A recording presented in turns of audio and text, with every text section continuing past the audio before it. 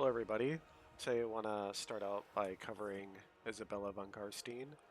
The vampire counts are my favorite faction or race to play in Total War.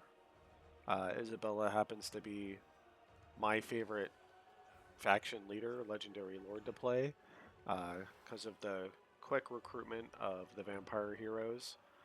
I know we don't get the extra 10% movement range, but when you compare everything else in comparison to Vlad, uh, she has uh, better bonuses to her army. I know he does give his whole army Vanguard deployment and that 10% movement range for all armies. Um, but you're going to have so many armies moving everywhere that I think having the lords early on, or the vampire heroes early on, is really going to help. Plus, all of them that are embedded are typically going to get embedded into her army anyway, because you're going to have necromancers in your secondary lords armies. Now in Warhammer 2, the Lamian bloodlines, their first unlock used to make the heroes cost their upkeep get reduced by 50%. That would actually be all the heroes in the whole vampire accounts. For some reason, that was overlooked, and they removed that option, so that now I don't think that the Lamian line is now the go-to recruitment. Um, Now I think it's the your first blood kiss should go to uh, the Necrack bloodline, and then von Karstein. Uh, Again, the Lamian bloodline used to be the go-to.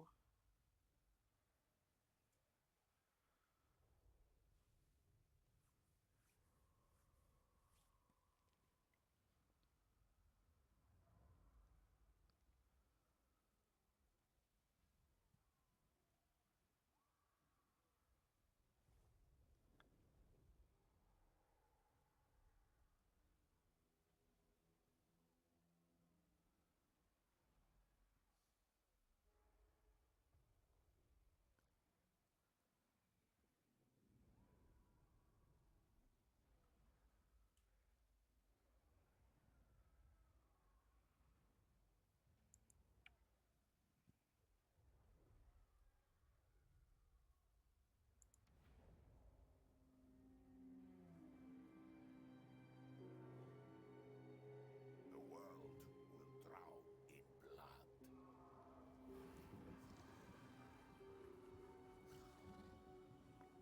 So you're gonna have Vlad in your army anyway. Plus, you're gonna start with another vampire hero. With this extra building over here, you're gonna get another capacity for vampire heroes. I'll let you show you what I was talking about before. So this one right here, this character experience, wasn't there. That was uh, all heroes, or their upkeep is reduced by 50%. This character experience gain, for some reason they put this here, that was over here. There's your 100% character experience gain. So the Lamian would always be the first one you go to just to get that upkeep. Then it was either the Necroc or the Von Karsteins, depending on which way you wanted to go. If you wanted to ambush a lot, you would go with the Strigoi, and you would save, uh, recruit everyone at least once, and then they would be the last ones to finish off. The 25% research rate, that was usually number 2 if you didn't get that first, because you wanted to have your reduced upkeep. Then you wanted to research faster, and then you wanted the casualty replenishment. which this isn't as needed anymore because of the raised dead pools that you can make now.